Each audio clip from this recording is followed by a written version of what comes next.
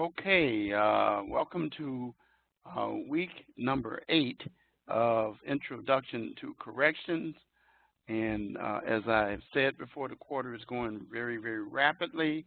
And I sent you the PowerPoints for this week's assignment, so I won't be going over those today. You can use those PowerPoints to assist you in terms of reviewing the material in the course for this week. So take the time to go look at that, and I'm going to spend some time today going over the assignments and letting you know a few things about the issues or the objectives of what you need to learn or what you should acquire from this week. So I'm just going to go right into sharing my screen. Okay, and I go right to the bottom. Okay, as I point out to you, rubrics are located in each weekly written assignment and the course projects. And when I grade your papers, I grade your papers with the rubric, and I put comments in each section of the rubric to tell you what you did wrong or what you did right. And then I total your points up. So you have to go and click on rubric in your grade book, and then you will see those comments in there. They're at the end of each section. And then, unless you have a Grammarly hit, then I'm not using the rubric, then you will see my comments about the percentage of Grammarly that caused you to lose points and your grade. So you want to check that. A few students have said to me that they didn't see comments in there, and they are there. They are definitely there. Okay, so anyway, we're at week 8. I have the lectures included for open house, week 2, 4, 6, and then reminding you that we have one more lecture that will take place in 2 weeks from now. Okay, so let's take a look at our announcements for the week. We're going to talk about parole a little bit, and to prepare for this, section 7, 8, and 9 of the text, of which I sent you the PowerPoints for that, and then the activity defining parole, and then issues, and then we're going to conclude with a conversation with a parole officer. This is a video. And then I want to remind you, your discussion posts were due on yesterday at 11:59 p.m. Central Standard Time, why parolees fail and what can be done.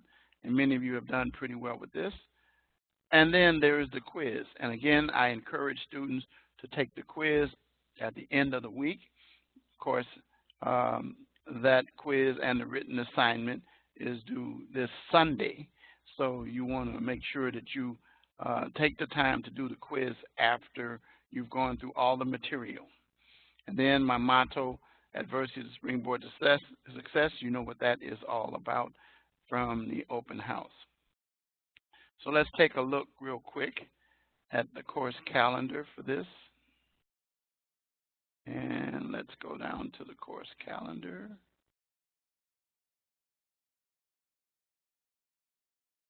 Okay, and there we are. And it tells you what the assignments are for this week.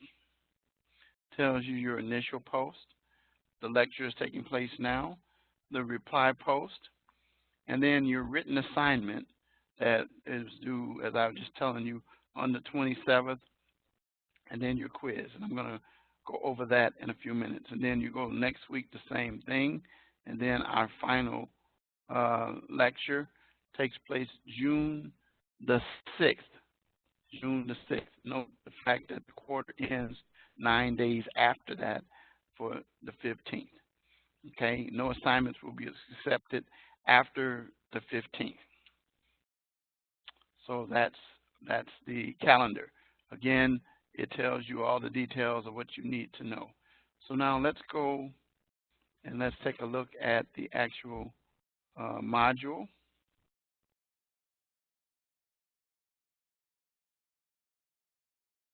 First, again, let's go over the assignments. And again, what I tell you is this, so you know, is that this tells you in a 2-page paper, explain 2 or 3 top reasons what can be done to assist parolees in being successful. And then you're going to satisfy the rubric, which is clicking on this. Due this Sunday the 27th. Here's a rubric.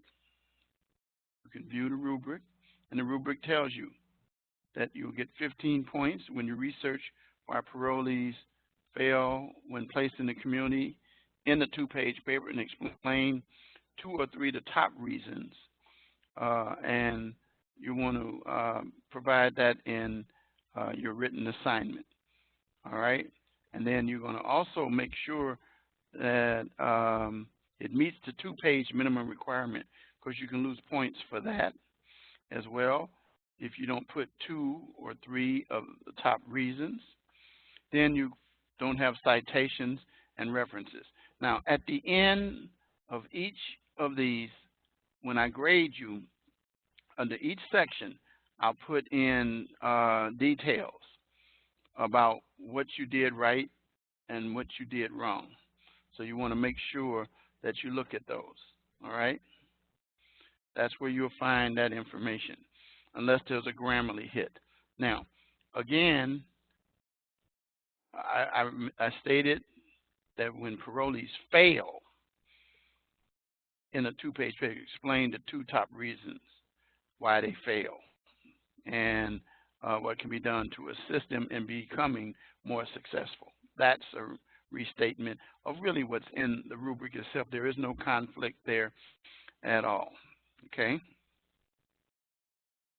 And then you go down further. Let's go back to the assignments.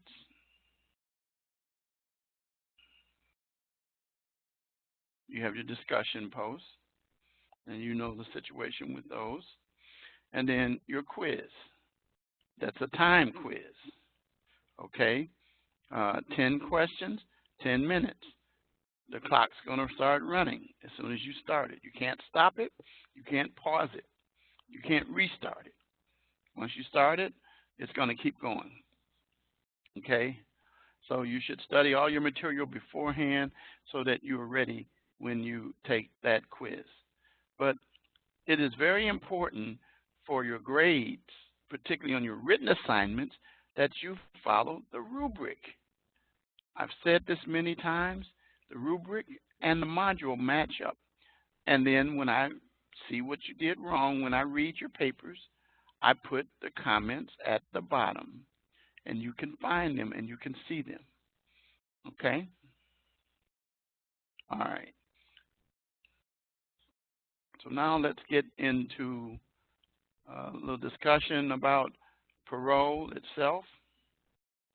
As you already understand that with parole is basically, and again, these are the assignments, and we're going to talk about this right now. And we got a conversation with a parole officer. But let's talk about parole. What has happened? Parole, as you know, of the 4 aspects of corrections, that's jail, prison, probation, and parole. Parole and probation operate almost the same, except one difference. With probation, you do not go to jail first. That's the difference.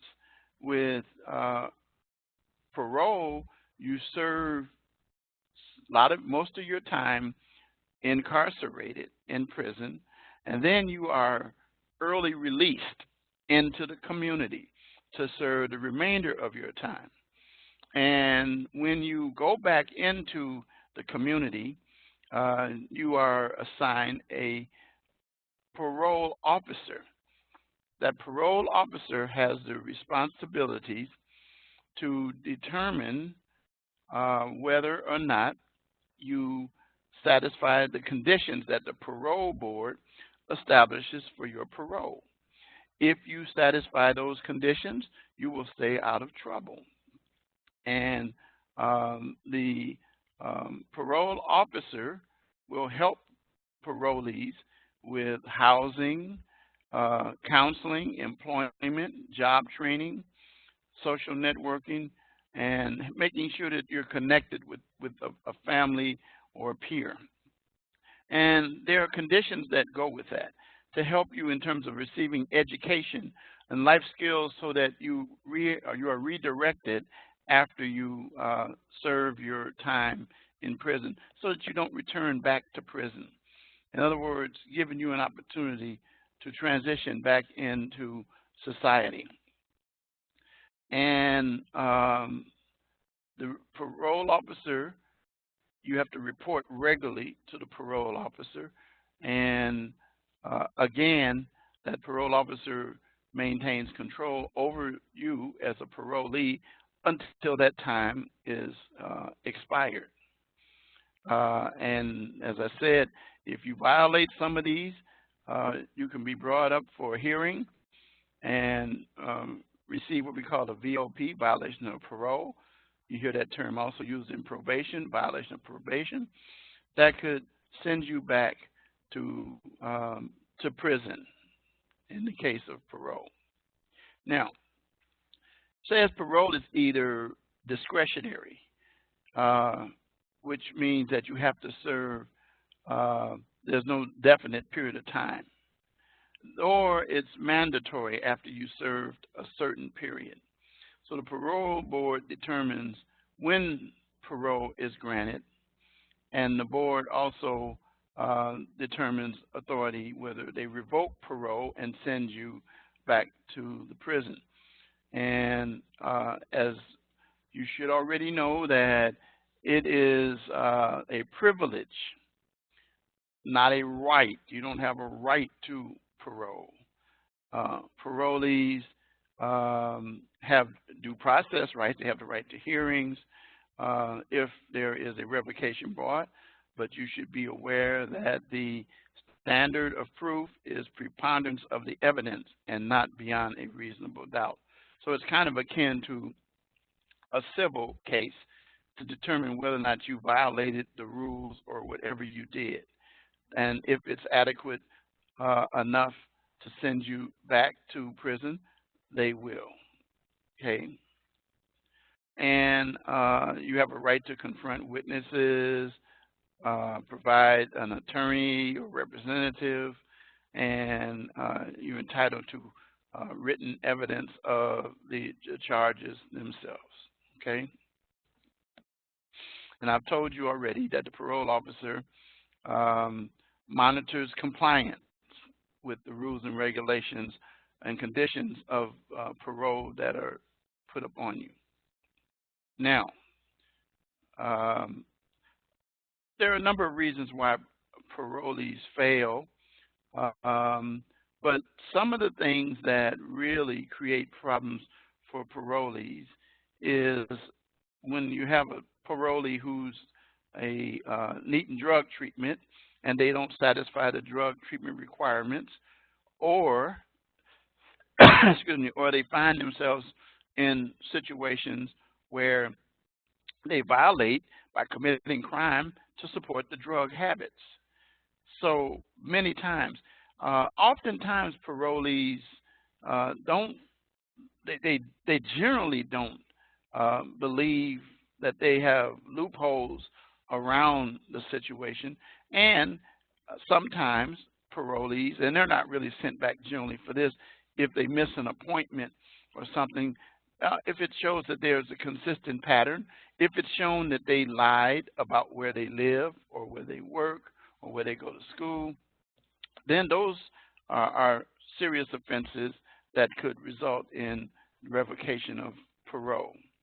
And so anyway, the key thing is that when you have the programs that are in place for you, such as the drug treatment, and then you have the desire to want to get the help, then you can be successful in parole. And jobs, go to work, do what you're supposed to do, stay away from convicted felons and things like that. Now, one of the most public paroles just took place a few months ago when O.J. Simpson was released. And if you had a chance to see it, it was on television. You will discover something unusual about his. Usually at a parole hearing, there are people who want to object to the person being released. And they will present evidence, and the parole board will then determine whether or not. In this case, with the O.J. Simpson case, everybody, including, the victims, the victim, one of them was there and encouraged the parole board to release O.J. Simpson and place him on parole, and the board voted unanimously to release him. And then they committed him to someone to be able to oversee him. I think he indicated he wanted to go to Florida. The last word I heard, that's where he was headed. I don't know if he made it there, but he remains under the rules there in Florida as well. Now, let me say this, is that when a person is released for parole, the jurisdiction that they want to go to, other than the jurisdiction that they're in, does not have to accept him. So O.J. was in Nevada, I believe, when his parole hearing took place. And Nevada, he could stay there, but it wasn't a good place for him. But he wanted to be near his family, so that's why he wanted to go to Florida, his kids. And so anyway, those kinds of things are usually normal requests that take place. But also in the O.J. Simpson case, you should be aware, is that there was no prosecutor stating negative reasons why he should be held. And so as a result, the person being O.J. Simpson was released. Okay. Now, there are some parolees who are subject to what we call intensive supervision. They'll even have a GPS on them and those kinds of things. But most parolees don't have that on them. They operate on the basis of trust and have to report to the parole officer about their whereabouts, making sure that, and there are times when individuals have what we call surprise drops to determine whether or not they are using drugs or something along those lines and those kinds of things. So those are just some of the issues that take place with parole. And there's a lot of change that's taking place. Some jurisdictions are cutting back on parole. In our jurisdiction, we still have it in Illinois, but it doesn't. We don't call it. We call it mandatory supervised release. So that means after a person has served so much of their time, and by the way, while you served your time, you served it clean, then in that case, then you could qualify for mandatory supervised release. But there is an attack right now by some jurisdictions to do away with parole. And to be honest with you, I think it's a bad move because of the fact that there's already an overcrowding issue that's taking place in prisons all over the country. So now let's go and let's listen to this parole officer. And I want you to listen very carefully. I'm going to take off my headset because you can hear it's off.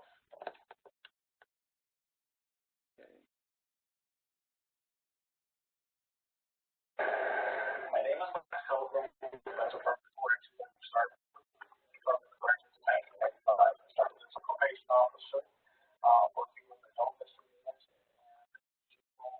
and all that.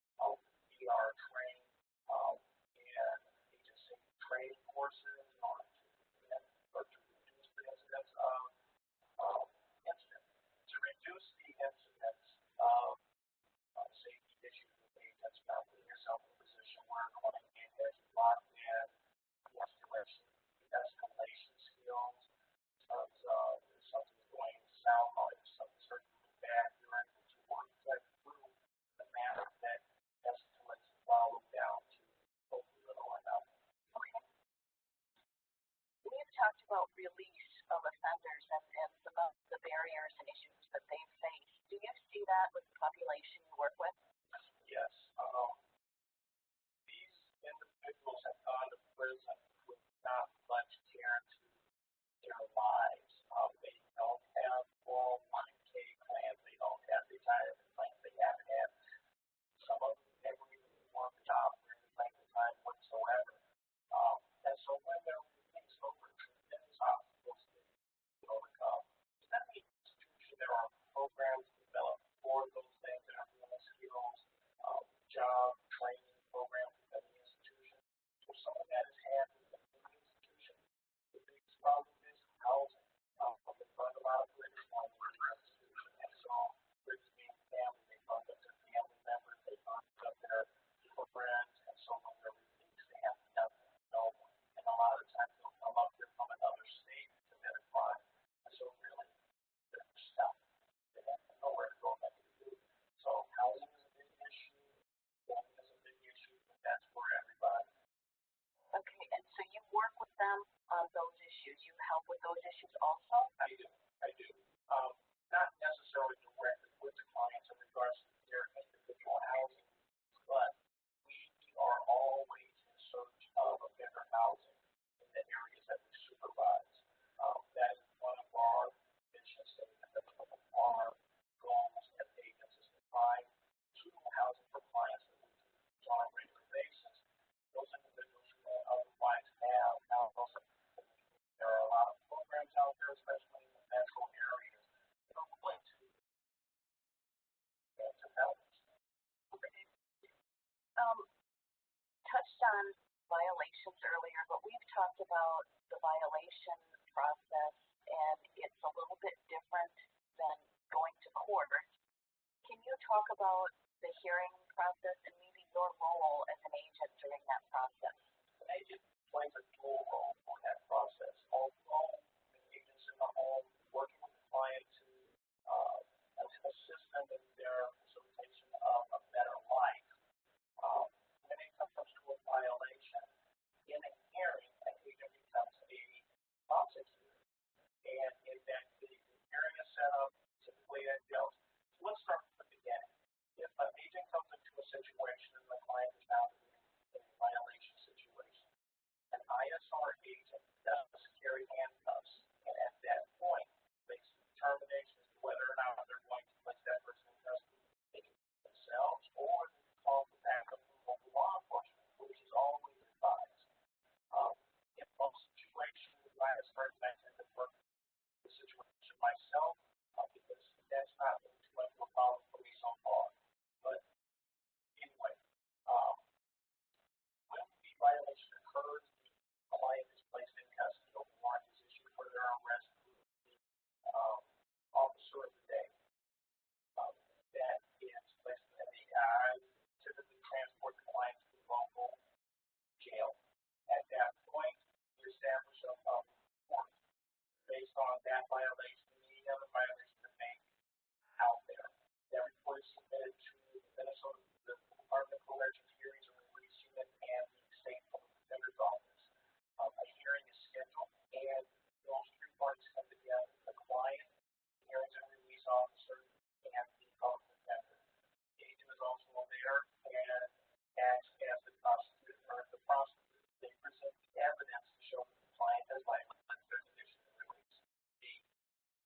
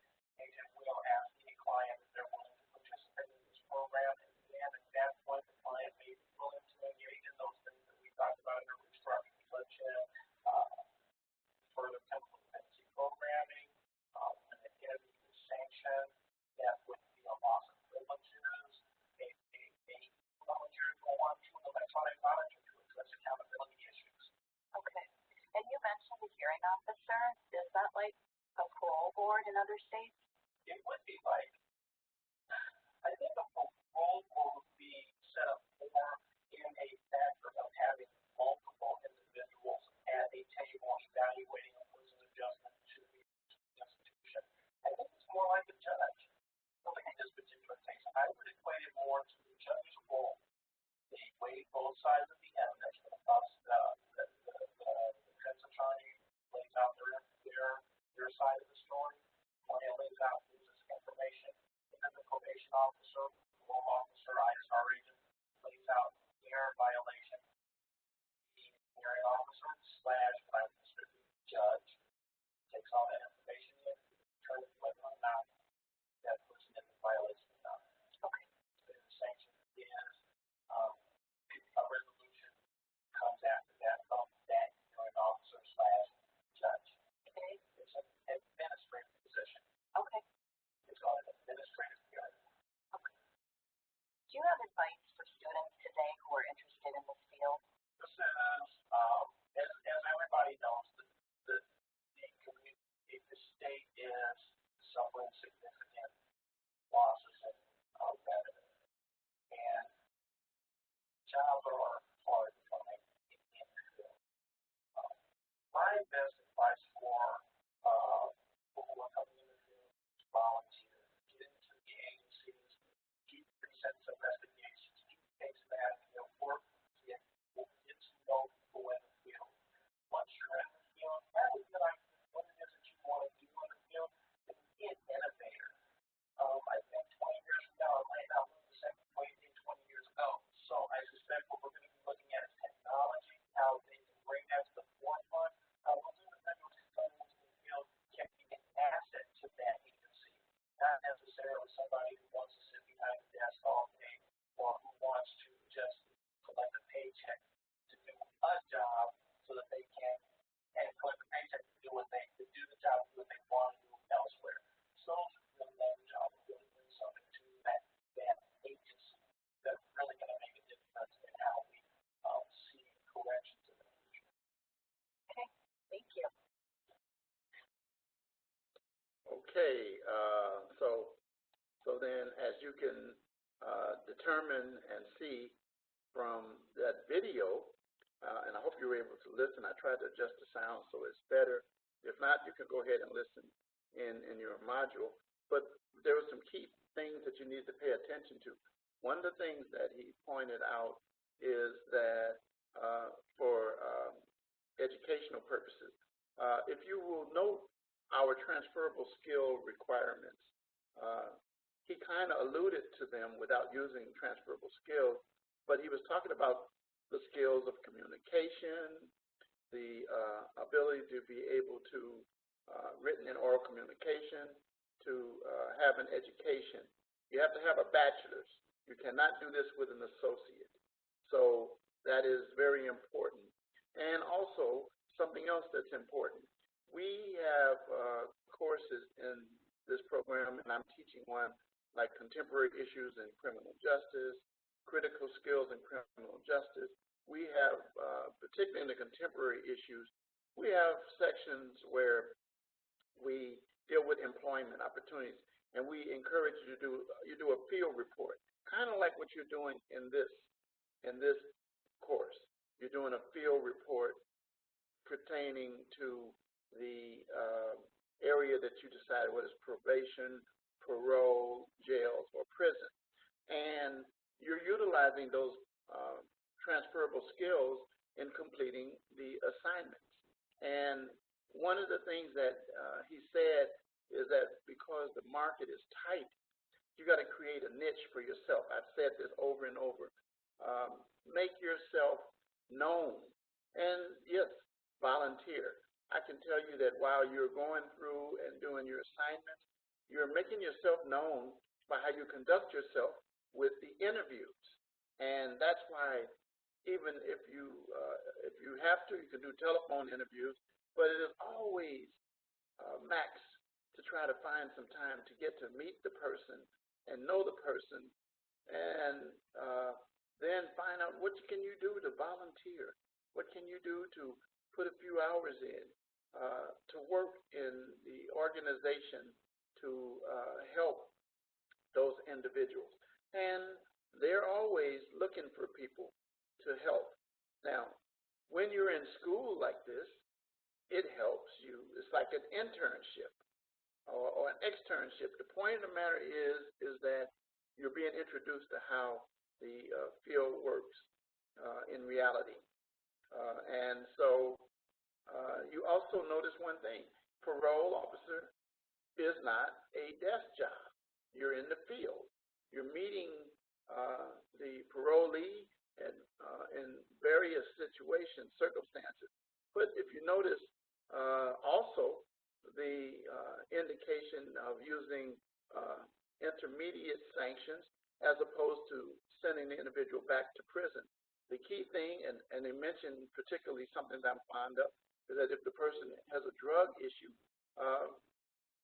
putting that person in a program and rather than sending that person back to prison.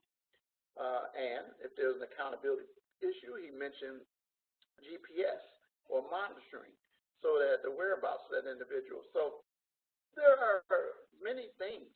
So the parole officer is actually akin to a social worker. And attempting to give that individual the ability to be able to operate within the community after having been incarcerated and assisting them in providing what they need to be successful: housing, education, counseling, drug treatment if necessary, and those kinds of things. So that's one of the things that came out of that conversation. So you got to recognize that you can do something.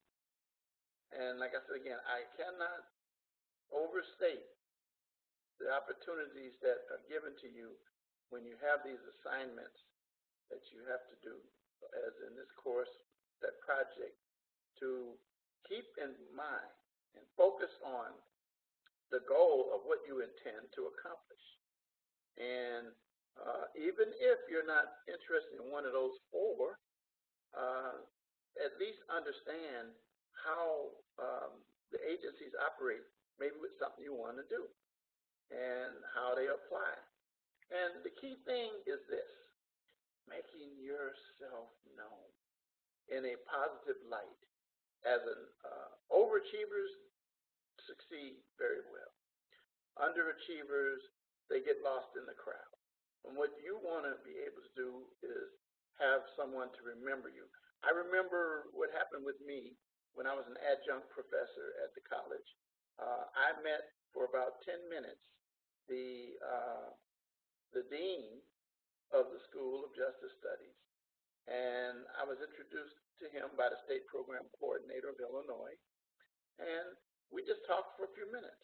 Well, some months later, the state program coordinator decided he was leaving to pursue other options, and it was brought to my attention that that position was open. And so I was encouraged to apply for the position, and I applied. And when my resume hit the desk of the dean, he remembered that 10-minute conversation that he had with me and the impression that I left with him.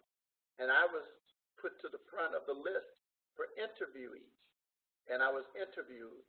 And then at the end of the interview, he was wowed by the other information that I provided. And one of the questions that was asked of me at the end of the interview was, why are you the best person for this job? And I asked him if he had 5 or 10 minutes while I elaborate on that. And he said, take your time, go ahead. And I did. And when I finished telling him about my adversity in life that I had gone through and how I succeeded in becoming a lawyer, he said, could you excuse me for a minute? He said that he had to wipe away the tears from his eyes. But here's what I'm trying to explain to you. At an earlier time, I left an impression on him. So at the end of the interview, after he finished everything, he kind of said to me, I like what I heard. You will be hearing back from us. He says, be patient. I've got to interview other people. Basically, what I learned was that I was the one that he wanted, but he had to honor the other applicants. So it took 3 months. So I had to be patient while I went through the process. And he was my first interview. So I had 2 other interviews after that. But what I discovered, and I knew because I knew me, was that each of the interviews, I wowed the people because I demonstrated who Richard Wright was and was fit for the position. So I'm trying to impress that upon each of you who seek to have a role. And so today we're talking about parole officers, other weeks probation, correction officers, and prison guards or prison officers. Be able to rise up the ranks and be successful. So that's all I have for tonight. I'm going to say good night to you. Again, I do want to remind each of you that to maximize your grades, your written assignments for every module for the course project, look at the rubric. And then I guarantee you, if you look further down at the bottom of the rubric, you will see my comments. Now, if you get 100% perfect score, I'm going to tell you you did a good job, and I'm not going to tell you anything bad. But if you got a score that you lost because you didn't do APA citations, or you didn't satisfy the requirements that were requested for the completion of the assignment, you'll lose points for not doing that, whether it's the page requirement or the information that's given has a Grammarly hit, which means that the percentage of information in your paper is very high when it comes to the source that you used for research, and you didn't have enough critical thinking in it. And you've seen those comments before, some of you. Some of you have never seen them. If you've never seen them before, that's a good thing. That means that you are putting a lot of critical thinking in your paper. So with that, I'm going to say good night. I'll see you in a couple